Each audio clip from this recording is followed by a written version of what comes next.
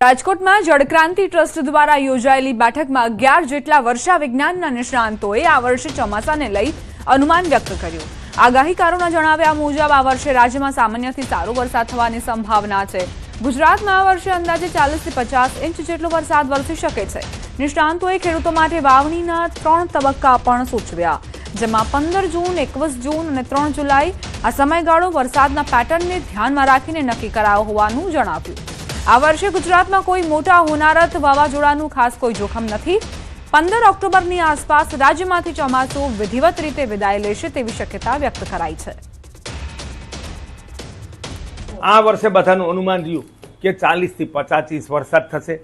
જળ પ્રલય નથી, દુષ્કાળ નથી, અતિ ભારે વાવાઝોડું કોઈ એવું નથી અને ક્રમશઃ વરસાદ આવશે। વચ્ચે એક વખત સામાન્ય વરસાદ ખેંચાશે, પણ એ બહુ ચિંતાનો વિષય નથી।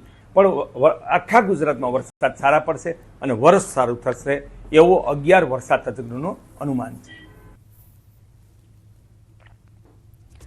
રાજ્યમાં સામાન્યથી સારો વરસાદ થવાની સંભાવના વ્યક્ત કરવામાં આવી છે। વર્ષા વિજ્ઞાન સાથે જોડાયેલા લોકોની એક બેઠક મળી હતી અને તેમાં એવી જાણકારી આપવામાં આવી છે કે અત્યારે ગુજરાતમાં કોઈ મોટા વાવાઝોડાનું જોખમ નથી। 15 ઓક્ટોબર આસપાસ વિદાય લેશે અને બની શકે કે 25 જૂન સુધીમાં આખા ગુજરાતમાં ચોમાસું બેસી જાય।